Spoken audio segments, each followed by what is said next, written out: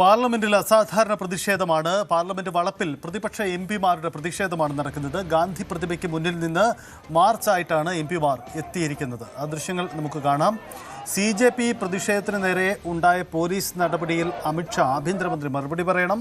ഒപ്പം തന്നെ അയോധ്യ ക്ഷേത്രക്കൊള്ള, ഒപ്പം ജമ്മു കാശ്മീരിന് പൂർണ്ണ സംസ്ഥാന പദവി, ഈ ആവശ്യങ്ങളൊക്കെ ഉന്നയിച്ചുകൊണ്ടുള്ള വലിയ പ്രതിഷേധ പരിപാടിയാണ് അവിടെ നടക്കുന്നത്. പ്ലക്കാർഡുകളും ബാനറുകളും ഒക്കെ ഏന്തിക്കൊണ്ടാണ് രാഹുൽ ഗാന്ധി, മല്ലികാർജ്ജുൻ ഖാർഗെ അടക്കമുള്ള പ്രതിപക്ഷ നേതാക്കളുടെ നേതൃത്വത്തിലുള്ള വലിയ പ്രതിഷേധ പരിപാടി നടക്കുന്നത് പാർലമെന്റിൽ.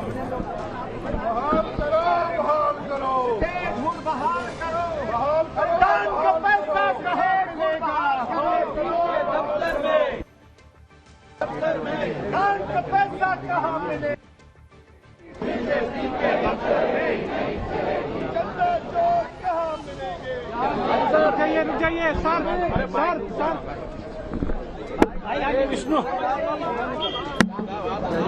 के बावजूद आज फिर आप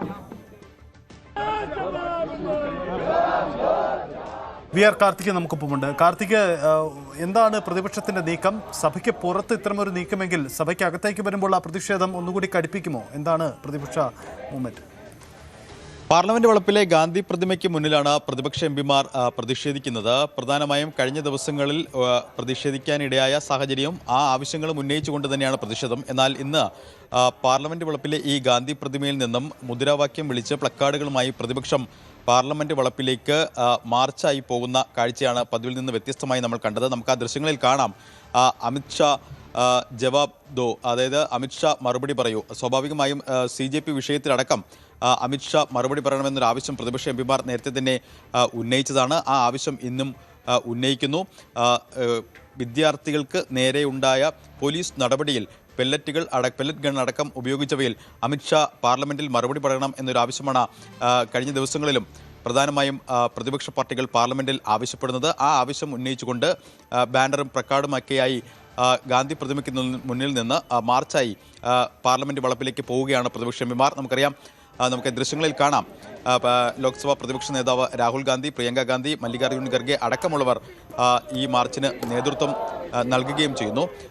സാധാരണഗതിയിൽ എല്ലാ ദിവസവും പാർലമെന്റ് സെഷൻ ആരംഭിക്കുന്നതിന് മുമ്പ് പാർലമെന്റ് വളപ്പിൽ പ്രതിഷേധം ഉണ്ടാകാറുണ്ട്. എന്നാൽ പതിവിൽ നിന്ന് വ്യത്യസ്തമായി ഇന്ന് വലിയ ബാനറുകൾ പിടിച്ച് മാർച്ചായിട്ടാണ് അവർ പാർലമെന്റ് വളപ്പിലേക്ക് പോകുന്നത്.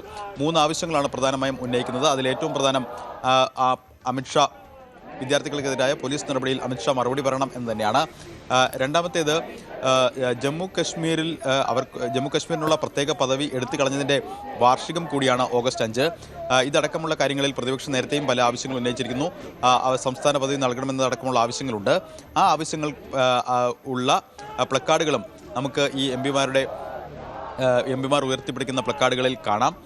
മറ്റൊന്ന് അയോധ്യ ക്ഷേത്രക്കൊള്ളയുമായി ബന്ധപ്പെട്ടാണ്. കഴിഞ്ഞ ദിവസം അയോധ്യ ക്ഷേത്രത്തിലെ സംഭാവന കൊള്ളയുമായി ബന്ധപ്പെട്ട് പാർലമെന്റ് വളപ്പിൽ പ്രതിപക്ഷ എംപിമാർ പ്രതിഷേധിച്ചിരുന്നു. പപ്പു യാദവ് അടക്കമുള്ളവരുടെ പ്രതിഷേധം അത് വലിയ വിമർശനങ്ങൾക്കും വഴിവെച്ചിരുന്നു. അതിനെതിരെ നിയമ നടപടിയും കേസടക്കമുള്ള കാര്യങ്ങളുമായി മുന്നോട്ട് പോവുകയും ചെയ്തു.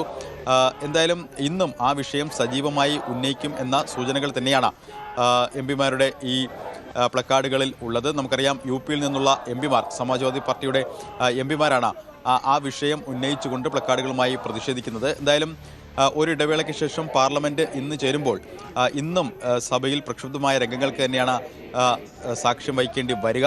പ്രധാനമായും CJP വിഷയത്തിൽ വിദ്യാർത്ഥികൾക്കെതിരായ പോലീസ് നടപടിയിൽ കേന്ദ്ര ആഭ്യന്തരമന്ത്രി അമിത്ഷാ പാർലമെന്റിൽ കൃത്യമായി മറുപടി നൽകണം. അതോടൊപ്പം തന്നെ ഇപ്പോൾ നമ്മൾ ദൃശ്യങ്ങൾ കാണുന്ന പോലെ അയോധ്യ ക്ഷേത്ര സംഭാവന കൊള്ളയുമായി ബന്ധപ്പെട്ട കാര്യങ്ങളിലടക്കം അന്വേഷണം വേണമെന്നും സർക്കാരിൻ്റെ കൃത്യമായ മറുപടി വേണമെന്നും നേരത്തെ ഇത് പ്രതിപക്ഷം സഭയിൽ ഉന്നയിക്കാൻ ശ്രമിച്ചിരുന്നു. ആ ഘട്ടത്തിലൊക്കെ തന്നെ വലിയ തോതിലുള്ള എതിർപ്പാണ് ഭരണപക്ഷത്തു നിന്ന് ഉണ്ടായത്. BJP എംപിമാർ ഒന്നടങ്കം എഴിച്ച് മുദ്രാവാക്യം വിളിക്കുന്ന സാഹചര്യങ്ങളിലേക്കൊക്കെ നമ്മൾ കണ്ടതാണ്. ഇന്നും ആ വിഷയം തന്നെ സഭയിൽ ഉയർത്തും എന്ന സൂചനകളാണ് പ്രതിപക്ഷ എംപിമാരുടെ ഈ പ്രതിഷേധത്തിൽ നിന്ന് വ്യക്തമാകുന്നത്. സജിത്ത്, പാർലമെന്റിന് മുന്നിൽ വലിയ പ്രതിഷേധമാണ്. കാർത്തിക് സൂചിപ്പിക്കുന്ന പോലെ പ്രതിപക്ഷത്തിന്റെ ഒരു പുതിയ നീക്കമാണ്. അതിന്റെ ഭാഗമായിട്ട് കൂടിയാണ് ഈ പ്രതിഷേധം നടക്കുന്നത്. ഗാന്ധി പ്രതിമയ്ക്ക് മുന്നിൽ നിന്നും പാർലമെന്റിനുള്ളിലേക്ക് പ്രതിഷേധം മാർച്ചായിട്ടാണ് കടന്നു പോകുന്നത്. രാഹുൽ ഗാന്ധി അടക്കം പ്ലക്കാർഡുകളുമേന്തി, മല്ലികാർജ്ജുൻ ഖാർഗെ, പ്രിയങ്ക ഗാന്ധി അടക്കം സുപ്രിയ സുലെ അടക്കം പ്രതിപക്ഷ നിരയിലെ പ്രധാനപ്പെട്ട നേതാക്കളുടെ എല്ലാം പങ്കാളിത്തമുണ്ട്. കേരളത്തിൽ നിന്നുള്ള എംപിമാരടക്കമുള്ളവർ എല്ലാവരും പ്രതിപക്ഷ നിരയിൽ ശക്തമായ പ്രതിഷേധമുയർത്തിക്കൊണ്ടാണ് രംഗത്തുള്ളത്. പാർലമെന്റിനകത്തും അമിത്ഷായും പ്രധാനമന്ത്രിയും ഇക്കാര്യത്തിൽ മറുപടി പറയണം എന്ന ആവശ്യം ഉയർത്തിക്കൊണ്ട് തന്നെയാകും പ്രതിപക്ഷ നീക്കം.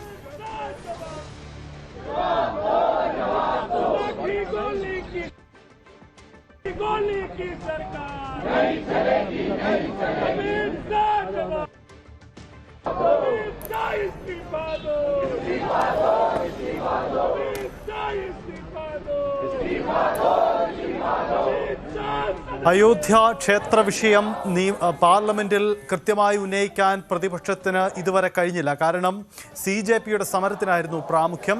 സഭാ സമ്മേളനത്തിന്റെ ആദ്യ ദിനങ്ങൾ ഈ വിഷയം ഉന്നയിച്ചുകൊണ്ട് ഒടുവിൽ ധർമ്മേന്ദ്ര പ്രധാന്റെ രാജി വരെ എത്തിക്കാൻ പ്രതിപക്ഷത്തിന് കഴിഞ്ഞു.